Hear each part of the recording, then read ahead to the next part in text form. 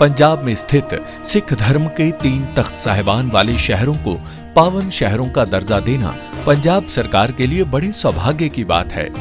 ये शहर है श्री अमृतसर साहिब, श्री आनंदपुर साहिब और तलवंडी साबो।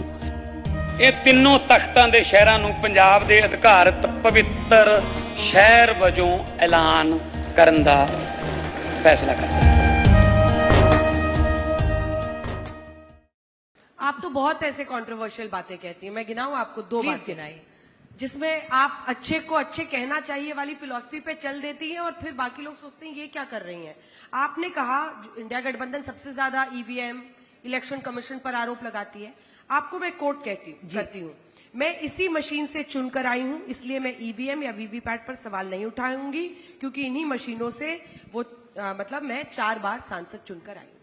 अब ये तो राहुल जी तो रोज मैंने ऐसे कहा था कि ईवीएम मशीन पे मैं नहीं कह सकती, क्योंकि अगर बहुत सारे एग्जाम्पल जरूर है कि लोग पूछते हैं कि ईवीएम में क्या है कि नहीं है, लेकिन मैं तो उसी पे 4 बार चुन के, 1 नहीं 4 बार चुन के आई हूं। तो जिस सिस्टम में हम लोग हैं, मेरा कहना है, जो मैंने राहुल जी को और उस डिबेट में भी कहा था, कि जो वोटर्स लिस्ट है उसके बारे में हम सबने चर्चा मांगनी चाहिए, जो मेरा आज भी रहा है कि राहुल जी से बात की है। हाँ बिल्कुल, हमारी इंडियन अलायंस से जब हमारी बात हुई थी तब मैंने कहा था कि मुझे, और मैंने ये पहली नहीं बहुत बार पहले भी कह चुकी हूं कि EVM machine is a question mark, कि उसमें है नहीं है मैं नहीं कह सकती, क्योंकि उसी सिस्टम से मैं पास हुई हूं 1 नहीं 4 बार, और कभी वोट बढ़े कभी कम हुए, कभी बढ़े कभी कम हुए।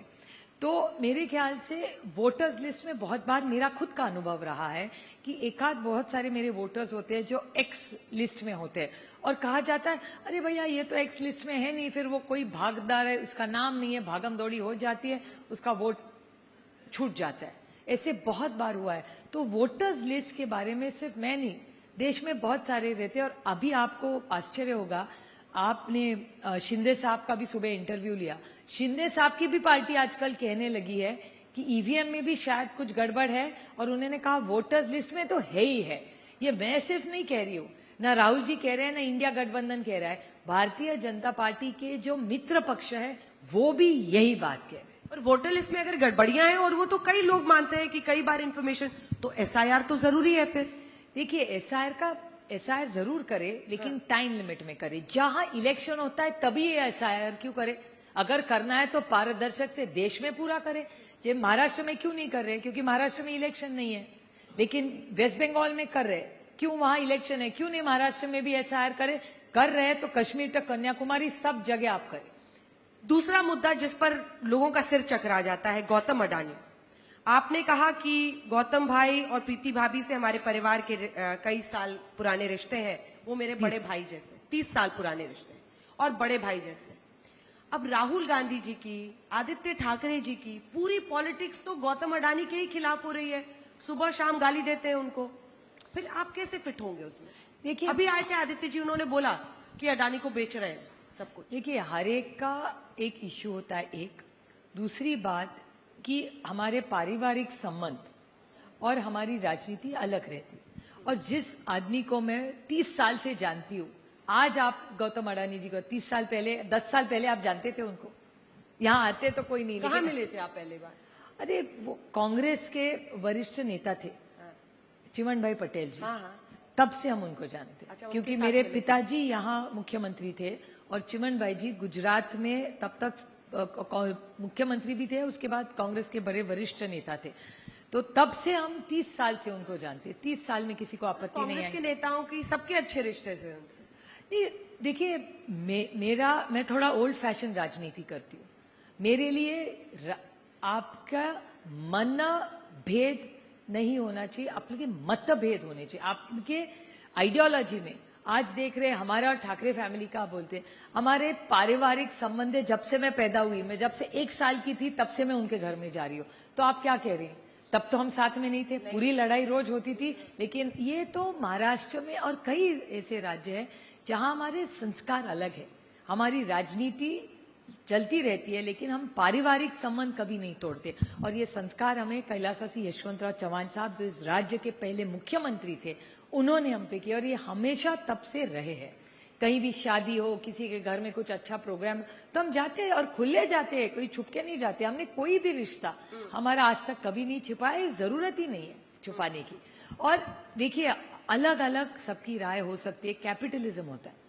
आपके कैपिटलिस्ट है, आप सोशलिस्ट है, ये आपको डिसाइड करना है ना किस तरह से। और इश्यू बेस्ड हमारा जो गठबंधन बना है वो इश्यू बेस्ड बना है, वो एक व्यक्ति या एक परिवार से जुड़ा हुआ नहीं है। वो कहते नहीं आपको कि हम तो इन्हीं पे सबसे बड़ा मुद्दा बना रहे हैं, धारावी को बड़ा मुद्दा बना रहे हैं, और आप तो सुप्रिया जी बड़ाई कर दे रही है प्राइवेटली।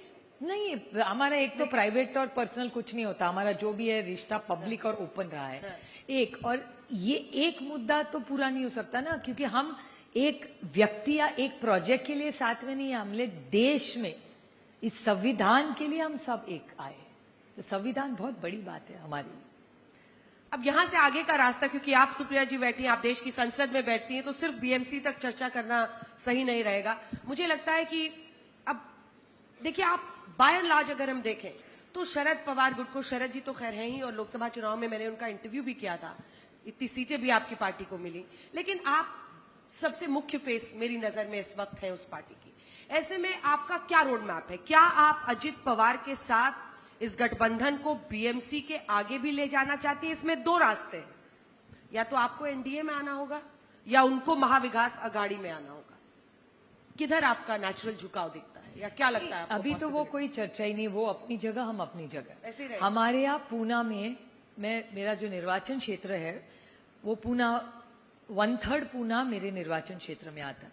तो ये सारा गठबंधन पूना के विकास के लिए। देखिए, मैं एक चीज आप पहले से भी बताना चाहती हूँ, और मैंने हमेशा वो ट्वीट जब करती हूँ सब अचंभित हो जाते हैं कि इनके फोटो इनके साथ कैसे, क्योंकि ये फैमिली इंक नहीं है, ऐसी पार्टी नहीं चल सकती। तो हमारे पारिवारिक रिश्ते परिवार में रहे। हम जब राजनीति करते हैं वो राजनीति अलग बात है और फैमिली टाइज अलग बात है, आप दोनों में मिक्स नहीं कर सकते। एक सवाल मेरा इस पर आ रहा है, क्योंकि पिछली बार जब मैं विधानसभा चुनाव कवर करने आई थी तो मुझे बताया था कुछ लोगों ने, अगर ये गलत होगा तो आप इसको कीजिएगा, करेक्ट कीजिएगा, कि पहली बार ऐसा हुआ कि दिवाली सेलिब्रेशंस में पवार फैमिली में जितने भी लोग होते थे इकट्ठा होते थे, लेकिन उस दिवाली में अजित पवार नहीं आए थे। क्या ये सच है? नहीं, दो चीजें नहीं, दो चीजें उस दिवाली में हुई थी। एक तो महाराष्ट्र में बहुत बारिश हुई थी, आपको याद है, और किसानों का ऋण माफ करेंगे ऐसा महाराष्ट्र सरकार ने कहा था, और बहुत सारी आत्महत्या किसानों की हुई है। तो महाराष्ट्र में काली दिवाली इस बार हुई, न किसी के पास पैसा था, किसान आत्महत्या कर रहा था, और बहुत दिक्कत में, बहुत सारे डिस्ट्रिक्ट्स महाराष्ट्र में डिस्ट्रेस में थे। वो एक बात थी। और दूसरी बात, मेरी चाची जी भारती पवार जी, उनका भी देहांत हुआ था। तो दोनों कारणों के कारण इस बार 2025 में पवार फैमिली ने दिवाली नहीं मनाई। 26 में दिवाली एक साथ रहेगी, अजीत जी रहेंगे? नहीं, अभी तो 2 शादियां हुई थी, उसमें सब साथ थे। तो पारिवारिक प्रॉब्लम ऐसा हो रहा है, सबको लग रहा है कि you are mixing business and pleasure together. ऐसा नहीं होता।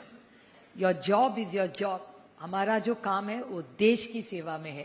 पहले देश, फिर राज्य, फिर पार्टी और फिर फैमिली।